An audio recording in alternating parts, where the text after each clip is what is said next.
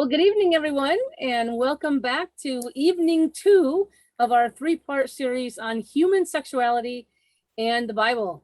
And my name is Jo Bell. I will be your host tonight, and I'm happy to welcome you, especially we've got, again, some new faces as we all kind of come back into our fall, what did I say? Almost the seasonality of coming inside a little earlier, letting it get dark out, and really enjoying ourselves. So for those of you who are with us here tonight, and as well, those of you who are watching and recording, we want to welcome you and ask you to enable your video.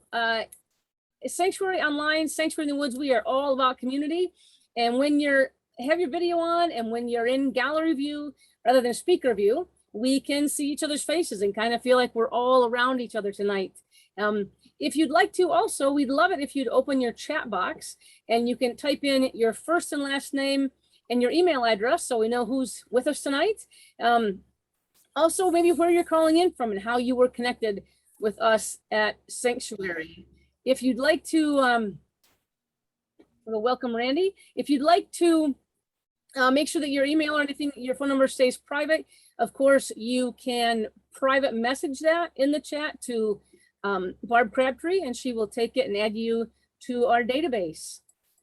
Second slide tonight is just really saying we're going to try and make sure we're doing a great job of communicating with you and helping you to find us. So there's a text feature, which people really enjoy. If you'd like to get a little chat, a little text every Tuesday afternoon, reminding you that it indeed is Tuesday afternoon and telling you what's on Sanctuary Online that night, you can put your phone number, cell phone number in the chat, and we will put that also in our database, and you'll get a text every Tuesday afternoon. Again, if you want to keep your cell phone private, you can private message that phone to Barb Crabtree in the chat, and that will work as well. Also, what we're doing now is either this evening or tomorrow, we will have posted our most recent recording on our Facebook page. And our Facebook page is Sanctuary in the Woods, easy to find us. That way you can do two things. You can direct somebody who you think might really have found value in our last show right to our Facebook page. Very easy for folks to access that. Also, once a person clicks that link and watches that video or goes to that video, you'll be able to see all the other archive videos from almost a year now of our recording, actually over a year now of our recordings. And then finally, especially for those of you who are watching us on a recording, if you'd like to be added to our email list, you can email us at talktous@sanctuaryinthewoods.com, and we will add you to our email list. What we'll do is we don't spam you. We send max 1 email per week, and it really kind of says, here's what happened last week, and it offers the link to the YouTube channel. The reason I say this is there are so many things called the Sanctuary on YouTube that it's actually challenging to find us unless you have the direct link. Also, on that same email, we'll let you know what's coming up in future scheduled events at Sanctuary Online. So those are my initial announcements. I want to remind you of our October calendar. Last week was our kickoff to this 3-part series of human sexuality in the Bible. And so it was more of an interview, kind of the same style we're going to stick with tonight with Ken and I, going back and forth with questions. And of course, this tonight is really what some of the stories in the Bible have to teach us. So it is going to be quite a fabulous night. I'm excited to be here as well. And then next week, we want to make sure if there are any questions that we have not covered off, there might be more of a Q&A or a community conversation still on the same topic of human sexuality and the Bible. And just to remind you, for those of you again who are new, we have a phenomenal book conversation the last Tuesday of each month. And we have done a few books so far. Look, it amazes me how many books we've read. These were our summer books. Broken Horses, This Tender Land, and Shirley MacLaine. September, we finished Firefly Lane with Kristen Hanna and loved Kristen Hanna's style so much that this month's book is The Dressmaker of Karakana. It's actually an uplifting story of some women in Afghanistan when they came under Taliban rule. But it's, like I said, it's an uplifting story. So you have plenty of time to finish reading that tonight and or finish reading that this month. And our book conversation will be on Tuesday, October 22nd. Woo!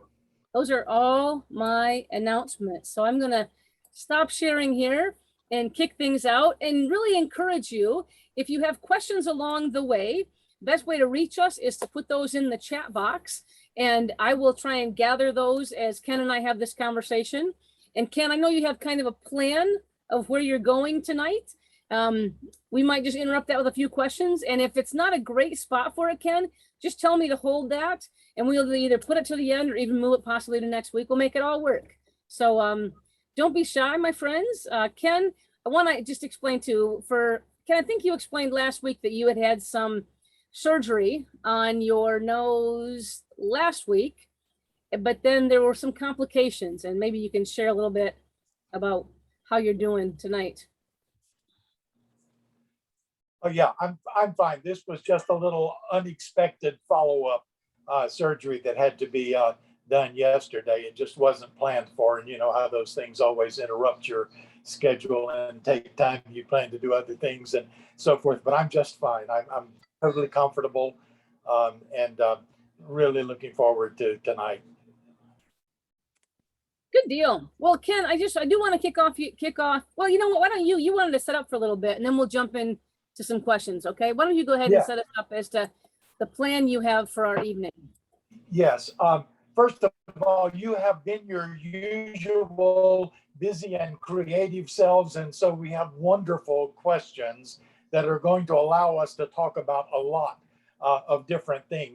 I'm sure we're not even going to get through the ones we planned for this evening, but we still want you to send your questions in because next week we're going to do this again. We promise you we'll get to those questions and still end up the way we originally planned to end up. So as we begin tonight, I would like to just review one thing briefly, and that is to remind you of the distinction we made last week between morals and ethics. This is important for tonight and for next week as well.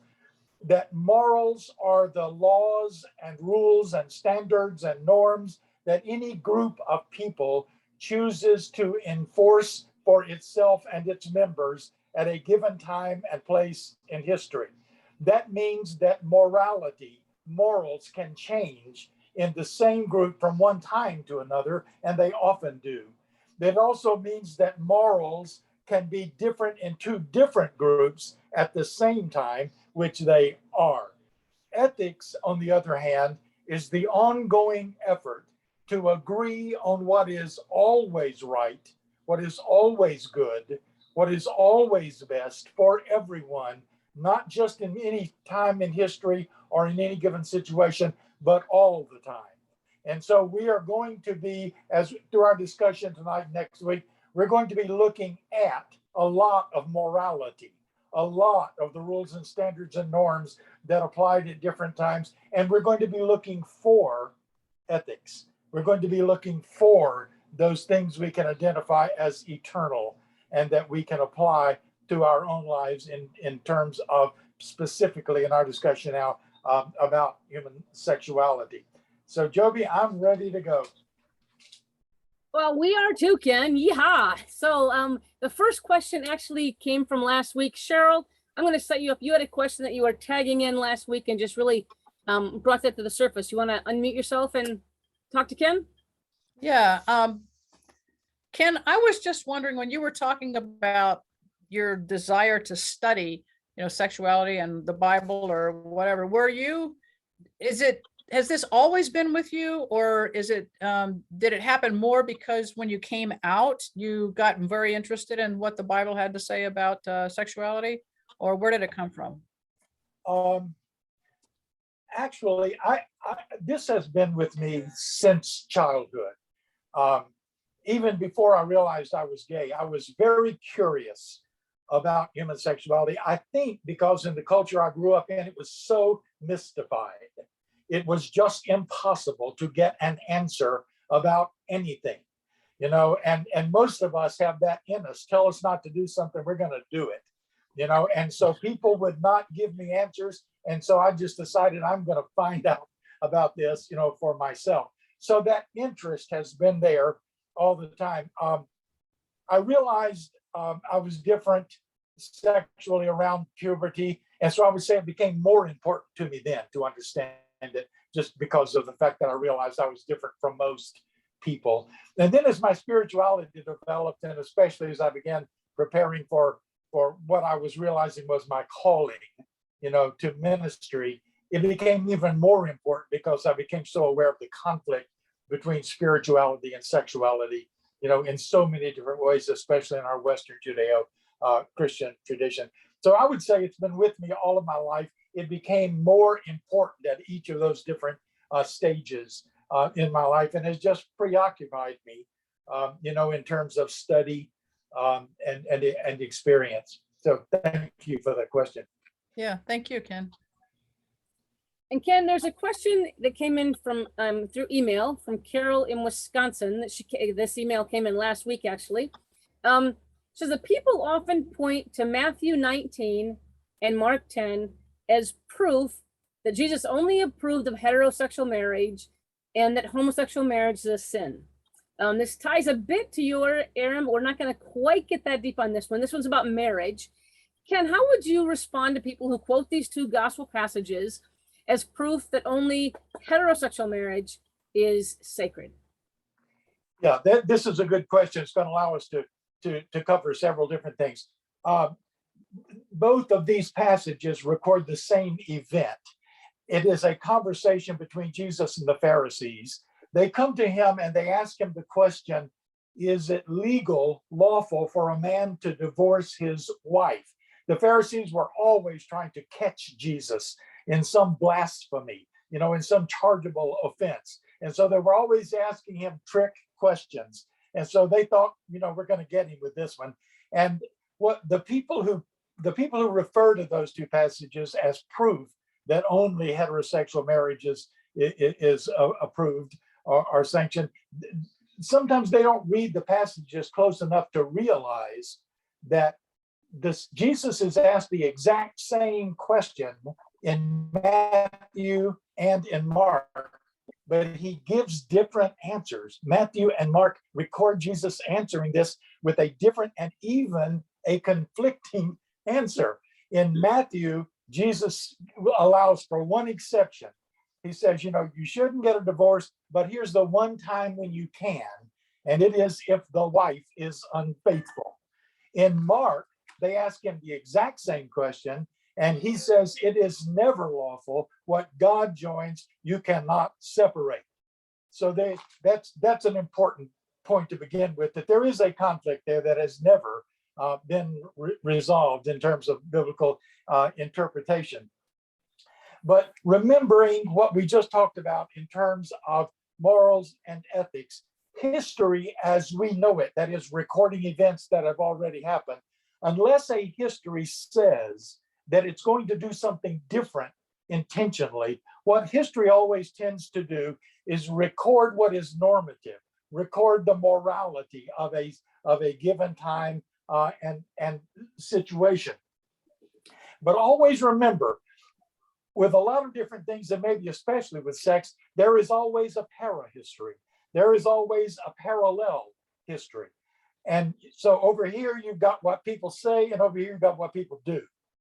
Or sometimes it's what people tell you got to do, and over here's what they actually do. Yeah. So in order to get to that para-history, you have to know where to go and what to look for apart from what we call traditional history, which just records what was normative. Heterosexual marriage was normative in Jesus' day. The Pharisees ask him a question about heterosexual marriage, and he gives them an answer about heterosexual marriage. We know that marriage between two women and two men occurred in ancient times. We have lots of proof of that. There were several Roman emperors who actually had huge, elaborate weddings where they married male partners. But that did not exist in Jesus' culture. Marriage between two people of the same gender did not exist in his Semitic culture. So I think that maybe the most important question to ask here is, did Jesus know that there were romantic and sexual relationships between two women or two men? And if he did, how did he feel about it? So in answer to the first question, if he didn't know, he was the only one who didn't, because there is literature all around in his culture at that time referring to the fact that homosexuality existed. So everybody knew, that existed. Now, here's something really fascinating, I hope. I'm about to give you proof, incontrovertible proof, that Jesus knew about at least one loving sexual relationship between two men and how he felt about it. In order to do that, we have to look at another story that is recorded in Matthew and in Luke. In Matthew and in Luke. Now, one of the most important things to know about this is that Luke holds a very unique distinction of being the only Gentile writer in the Bible. We believe that every other writer of the Bible was Jewish, and Luke was the only Gentile. Matthew and Luke often record the same events and stories in their Gospels. Most of the time, they're identical or close enough. There are a few instances in where there are differences that are so significant that you have to stop and look at them. One of the principles of biblical interpretation is that when Matthew and Luke disagree with each other, we tend to refer more to Matthew. Here's why. Matthew was a Jew. He was recording things that happened among Jews in Jewish culture. He was more familiar with the culture, with the language, with everything. Luke was a real outsider as a Gentile. And so we defer more to Matthew when we find these differences. So here's this particular story in Matthew. In Matthew, Jesus and his disciples go into an area called Capernaum. And in Matthew, a centurion comes up to Jesus. Now remember that this part of the world was under Roman occupation at this time. A centurion was a Roman military officer who commanded 100 men. This centurion comes up to Jesus and he says, "Lord, my servant is lying at home paralyzed in terrible distress." And Jesus said, "I'll come and cure him." Then the centurion says, "I'm not worthy for you to come into my home. If you just say the word, he will be healed. Because I'm also a man of authority," he said. "And when I tell my slaves to do something, they do it." And Jesus said, I tell you, in no one in Israel have I found such faith." That was radical. That's one of the most radical statements in the whole Bible. A Jew, Jesus, saying that this Gentile man, this Roman, had more faith than any of the Jews that he knew. That was an extraordinary statement. And so that's what usually people think that this whole thing is about. That's what gets preached on. That's what gets talked about. And then down at the end, Jesus said, "Go, let it be done for you according to your faith." And his servant was healed in that hour. Now, over in Matthew, you have the same story. But in this story, when Jesus enters Capernaum, the centurion sends a group of people out to talk to Jesus and to tell him that his slave, whom he values highly, is ill and close to death. When Jesus heard about it, he sent the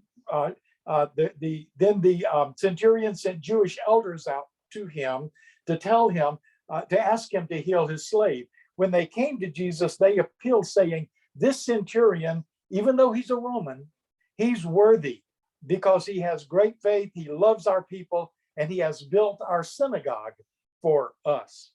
And Jesus went with them, but when he got near the house, the centurion sent some of his friends out to intercept Jesus and to say again, "I don't presume to be worthy to even have you under my roof." And he says again, "I am also a man of authority. I tell my slaves what to do, and they do it." And when Jesus heard this, he was amazed at him, and he turned to the crowd that followed him and said, "I tell you, not even in Israel have I found such faith." When those who had been sent returned to the house, they found the slave in good health. So you have basically the same story there. There are the differences, first of all, or did this man talk to Jesus, or did he send these groups of people out to talk to Jesus? Now, I want to write two Greek words down here for you to look at. This is where that expensive seminary education begins to pay off. Can you see those two words? Yes. The top word is a Greek word, haze. That's a very specific word. It only appears in this story in the Bible. That's the only time. It means a male lover. That's all it means. It usually refers to a younger male lover. We have lots of records of these Roman military officers who literally traveled with their younger male lovers. Pays is a young male lover. Doulos, the second word, means a slave or a servant. It can either mean a slave as in someone who's owned by a master, or a servant as someone who is paid to work for you.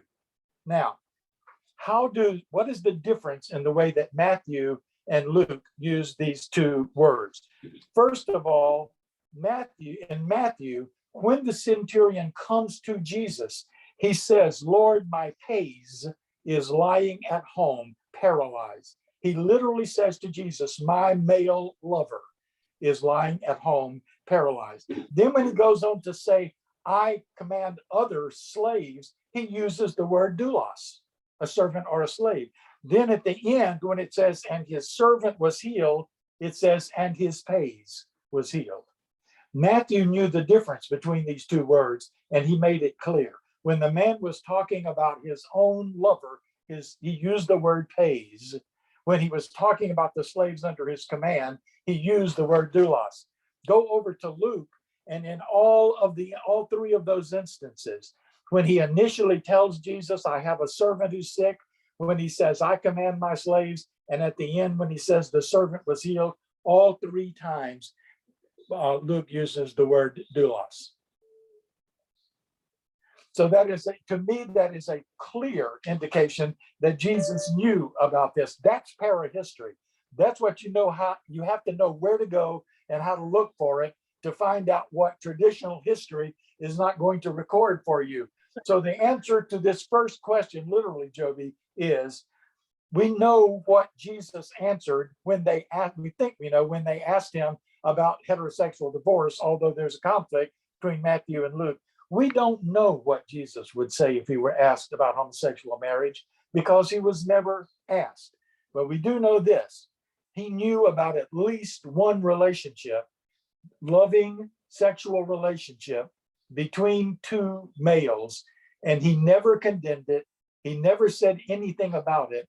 He thought it was much more important that this Gentile, this man, had this extraordinary faith, and he honored that faith by healing his pays, his male lover. Wow, thank you, Ken. That that really brings new meaning to the term lost in translation, doesn't it? Yes, there's a lot in the Bible that's lost in translation. I know that, and the challenging thing is that unless you have the education, unless you have the rigor, like you're saying, it's missed when we translate and read in English or other primary languages. So thank you for that one. That was fabulous. We had another question about, and this one isn't about marriage yet, but this one is about why do so many people judge what others do sexually? Isn't the Bible supposed to teach us about acceptance and forgiveness? That's a good question, because it does seem to be part of human nature to be especially judgmental about what other people do sexually. Privately. Yes.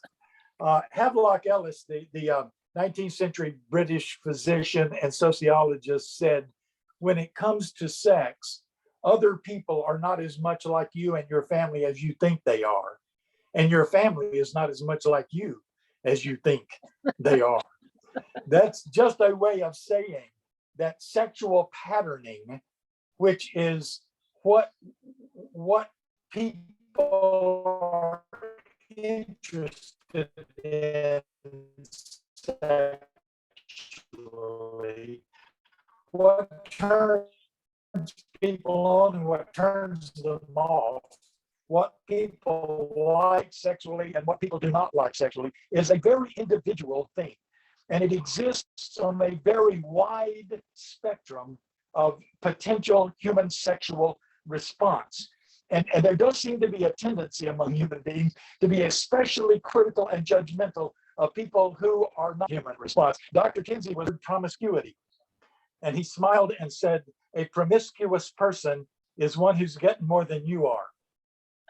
That was his way of saying even that word promiscuous is a prejudicial word that we use to judge other people who happen to be different from us sexually.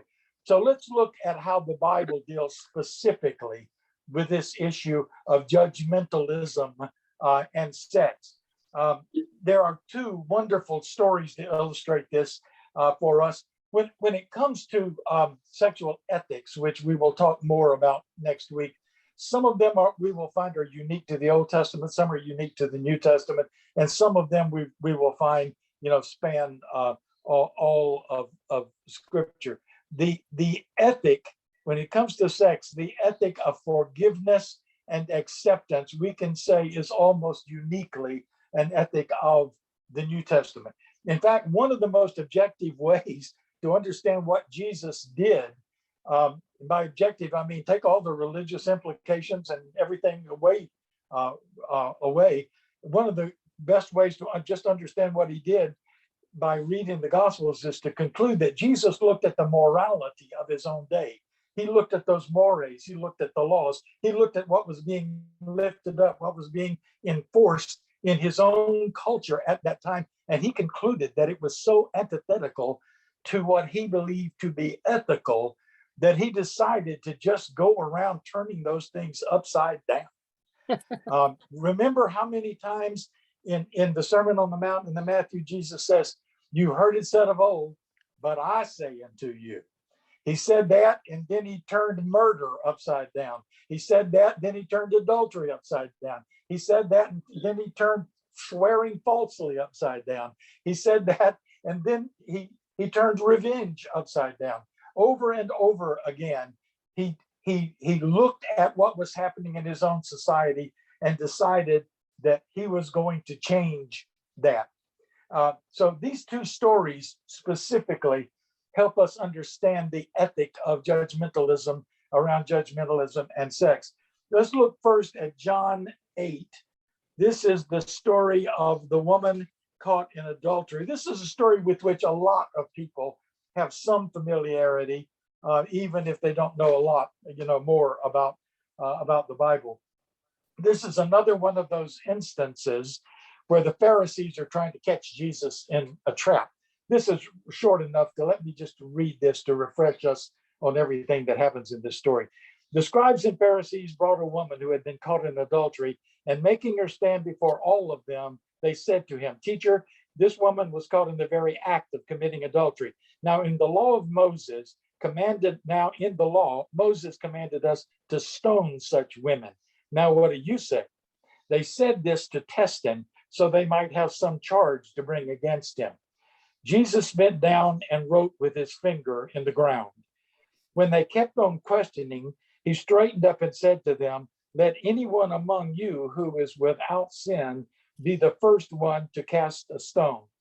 When they heard it, they went away one by one, beginning with the elders, and Jesus was left alone with the woman standing before him.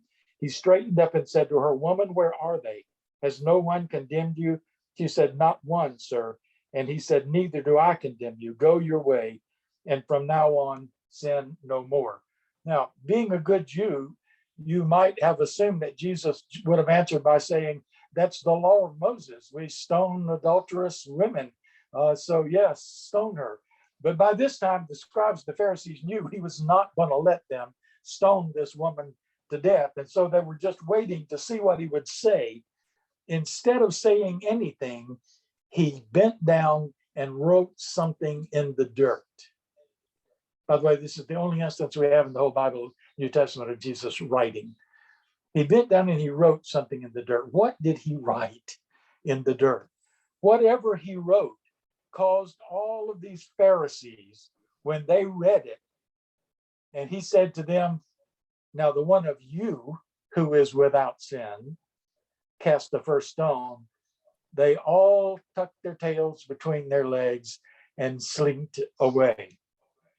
What do you think he wrote?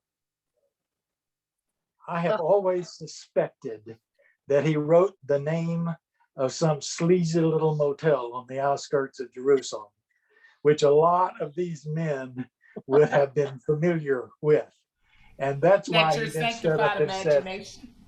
the one of you who is without sin. You know, he was, in other words, accusing them of what.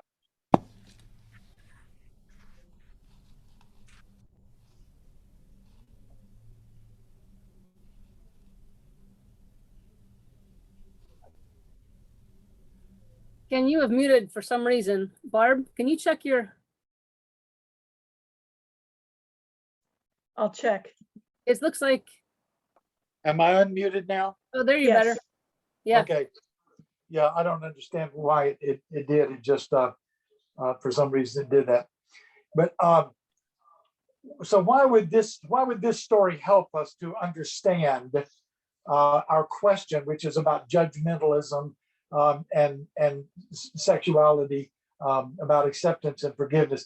I think the answer is that the Bible clearly, excuse me, the Bible clearly considers a lot of things more serious than these perceived violations of sexual rules and laws and so forth. Let me catch myself here with one more thing.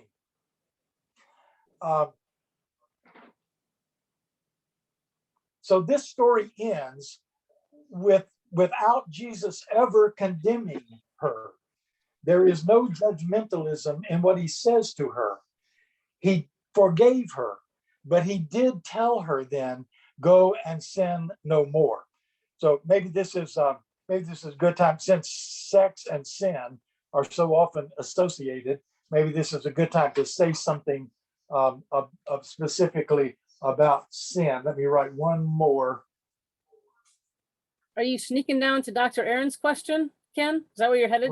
No. I'm not, I can't see it.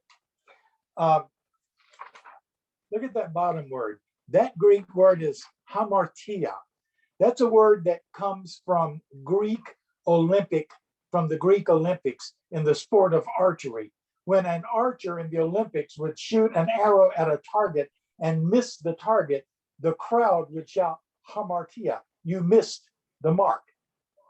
That is the Greek word that is translated to sin, to the word sin in English. Every time you read the word sin in English, the Greek word was hamartia. When I was growing up, our preachers preached about sins all the time. I mean, I heard a lot about sins. The main sins were dancing, drinking, smoking, cussing, playing cards, going to movies, or going fishing on Sunday. The Bible is really not concerned about sins, but it takes sin very seriously. And what it means by sin is you missed the mark.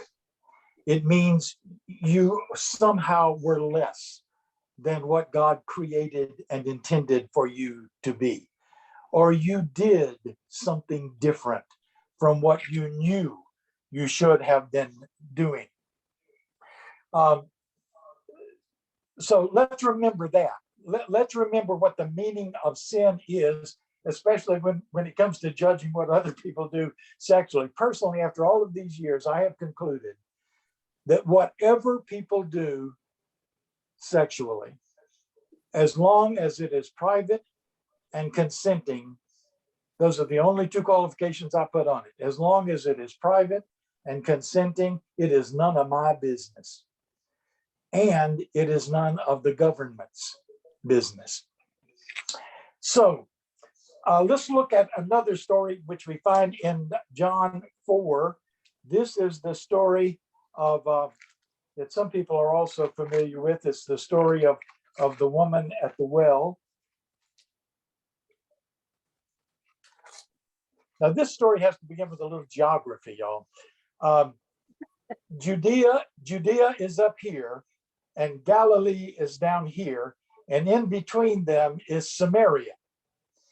And Jews and Samaritans hated each other. It was a racial animosity just almost unimaginable, with a history of almost 600 years, which we don't need to get into now. But Jews would not set foot on Samaritan soil.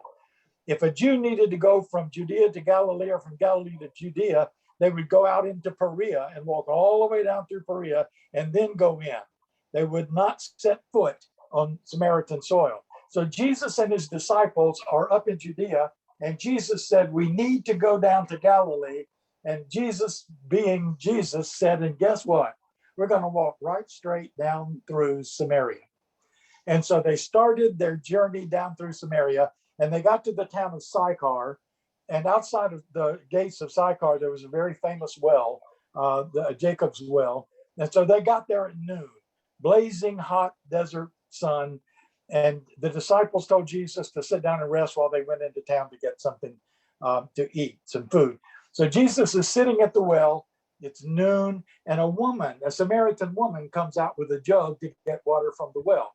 Now, this isn't in the story, but I have always guessed that this is where Jesus' curiosity about this woman begins, because traditionally, the women of the town would all come out together early in the morning when it's cool to draw water from the well. So here's this single woman coming out in the heat of the day to get water. I suspect Jesus thought there's some reason why she's not very popular with the other women in this town. And so he asks her for a drink of water, and that begins a long conversation. In fact, this is the longest conversation we have recorded between Jesus and anybody in the Gospels. They even go back and cover a lot of that 600-year history of animosity between their two races. And during this conversation, Jesus reveals himself to this woman as the Messiah that both the Samaritans, and at the end of the conversation, Jesus just casually says, go get your husband and bring him out. And the woman says, I don't have a husband. And Jesus said, well, that's the truth. You had 5 husbands. And by the way, the Greek construction makes it clear that Jesus was not your husband. He was saying the man you're with now is not your husband. He's somebody's husband, but he's not your husband. And so this woman is so impressed by him, is so convinced that he is the Messiah, that she literally leaves her water pot and goes in. She forgot why she even came, went into town and tells the people about Jesus.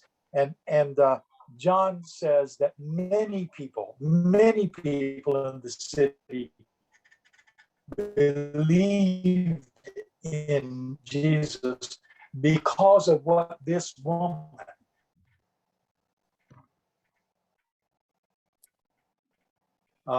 said to them. Now, this is a story that ends, again, no condemnation. Jesus never even mentions to her anything about being guilty or feeling ashamed or anything. Instead, what he does is quite literally make her one of his disciples about him, ends up bringing a bunch of people out to the well to meet him. I'm convinced that if this woman had been going on down to Galilee with him, and we'd be listening her instead of 12, but because she was a woman, that did not happen in this particular circumstance. So, Ken, what can we make of the yes, go ahead. Ken, I got to stop you. Your internet, I know you guys are, and just so everybody knows, you're experiencing some storms down there at Sanctuary. With our fabulous satellite internet, you're going in and out. What's happening, sometimes we miss a few words, and then it zooms and speeds up and catches up. Could you share, a couple people have just asked, could you share that last little piece again? Kelly, do you know exactly what piece you're asking for? Where he started talking about what the Jesus was talking about to the woman at the well. So right from the beginning, Ken. So Jesus knew or presumed that this woman was not popular with other women because she didn't come out during the same time. Right about that. Can you hear me now? Is it Yes. back? Yeah. Okay, terrific. Okay, thank you. Yes, Jesus assumed that there was something about this woman that caused her to be out here alone by herself in the hot sun, when the other women would have come early in the morning when it was cooler to draw water. And so he engages her in a conversation by asking her for water. And that ended up in this long conversation, the longest conversation we have between Jesus and anybody in all of the Gospels. Some people are shaking their heads. Can you not hear me again? Sort of. I don't know, Barb, if there's anything we can do about it at all. So what you just said there, Ken, is that Jesus, the conversation recorded between Jesus and the woman was the longest conversation recorded Yeah. between Jesus and anybody in all of the New Testament, right? Yeah. Yes. Let me sort of just move quickly through the rest of that.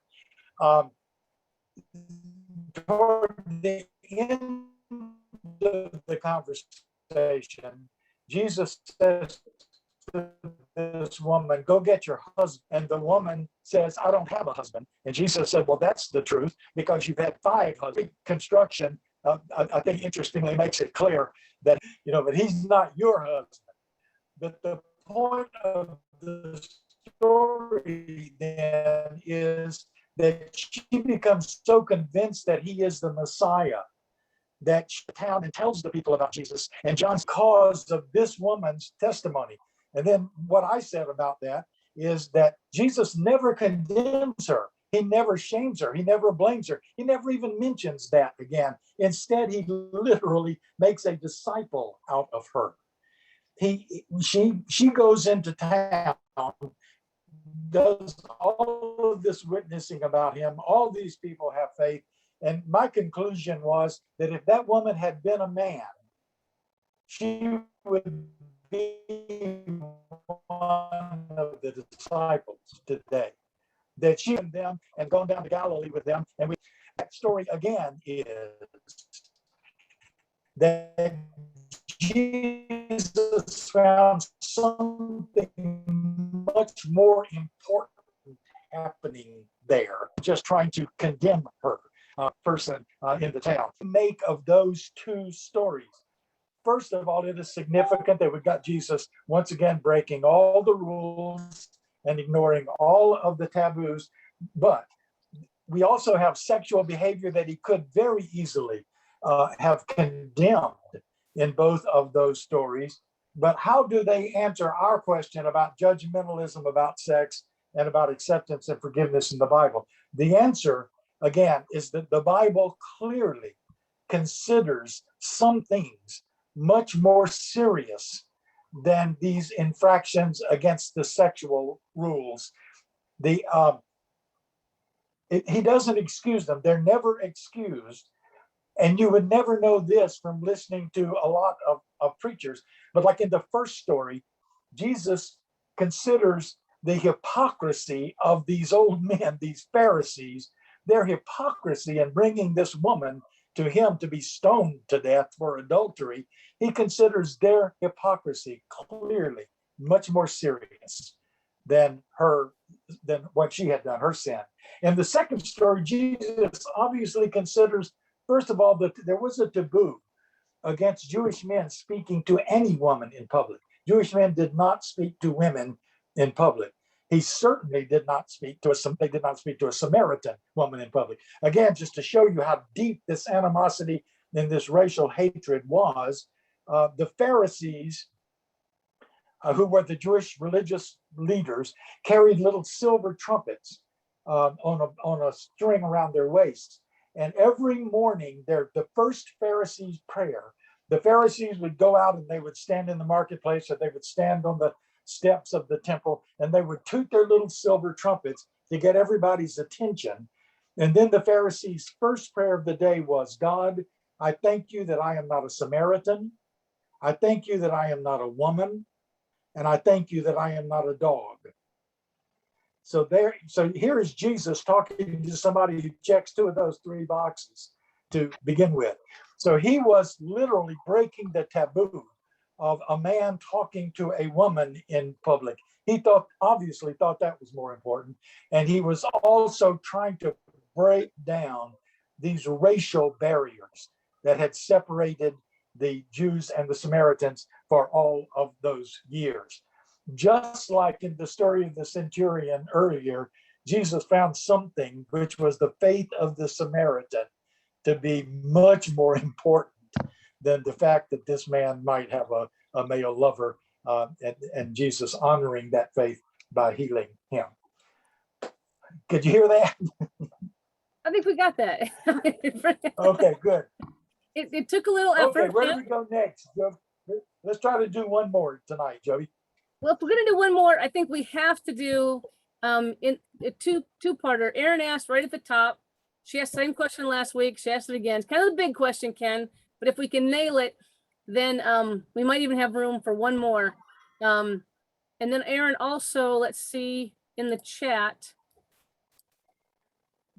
she referred to two scriptures. Got to go back up and get them. Obviously, Leviticus 18:22, do not practice homosexuality, having sex with another man as with a woman. It's a detestable sin.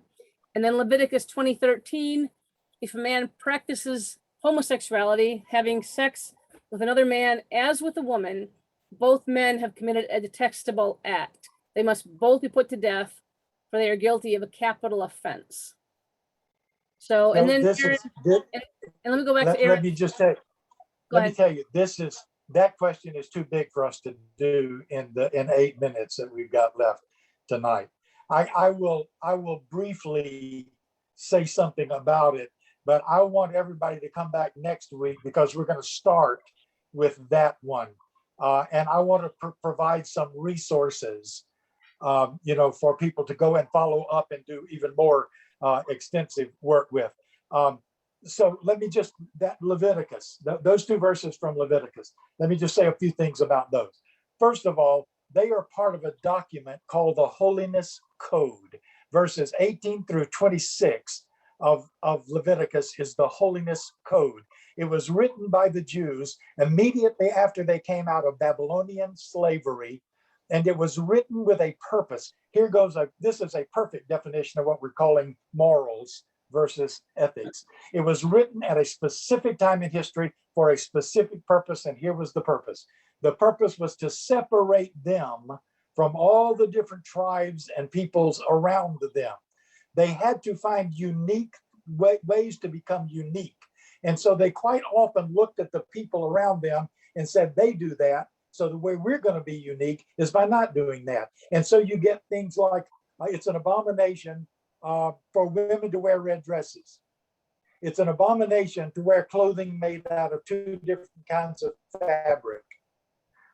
We get some things that are just kind of silly like that.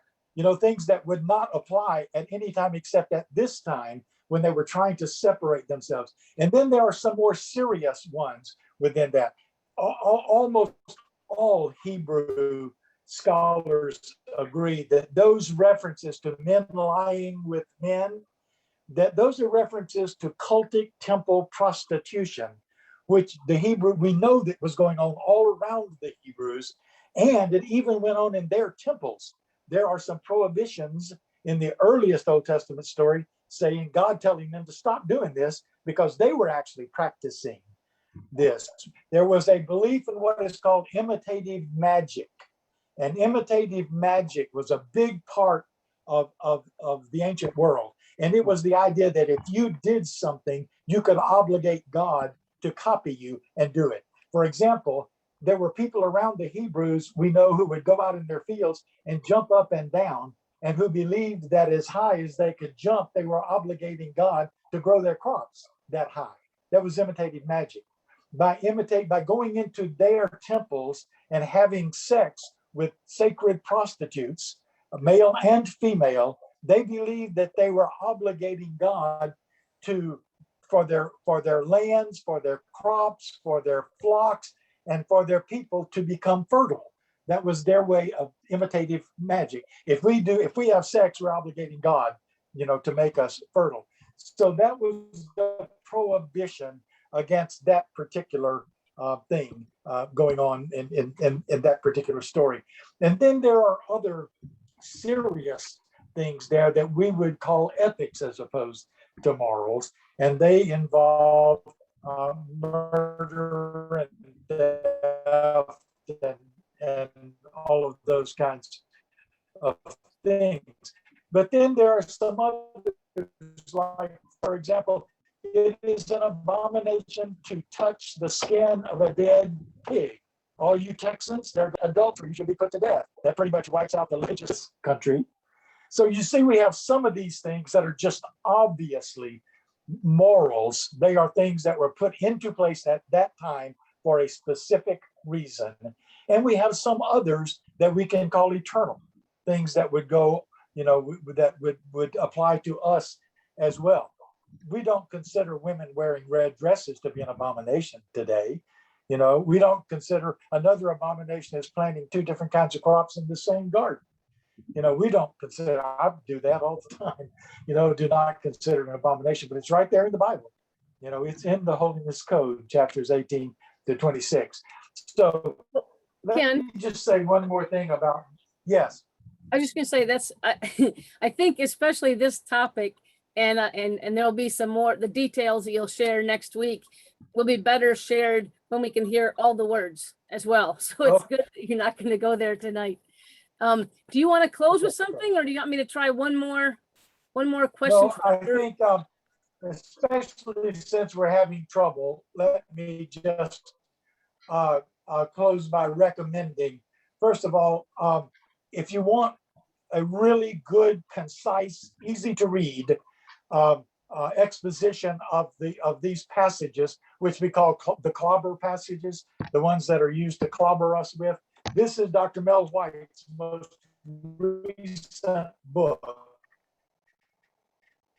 And it is Clobber the Passages, 7 Deadly Verses. And the first recommendation on the back is from Billy Porter.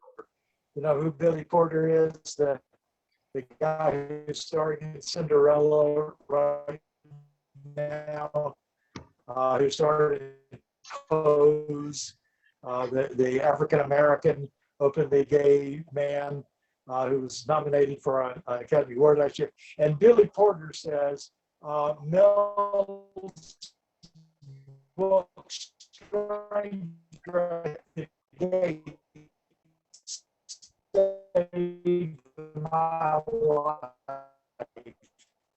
We don't have you, Ken. Passages just might save yours. And I was honored to write the foreword to this book. And I closed the foreword by saying, if my parents had quietly left this book on my bed when I was young, or if a teacher or church leader had made it accessible to killing myself, and I would not have hurt so many people. Over next week, praying for good. Okay, say that, Ken, say that, go for that last line again. If your parents or a teacher or a Sunday school person had given you access to that book, what was the last sentence from you? I would not have come so close to killing myself. And I would not have hurt so many people by trying for so long to be who people wanted me to be. I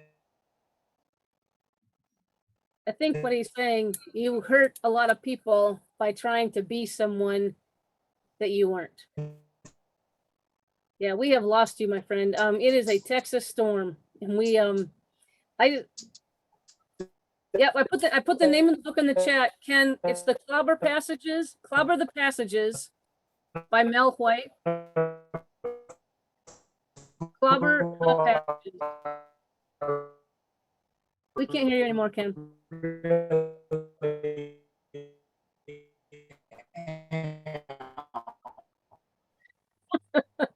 I have no idea what you said.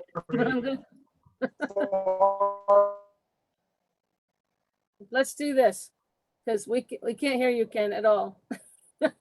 Can you all still hear me? Tony, I got some hearts. Kathy, you guys can hear me? Okay,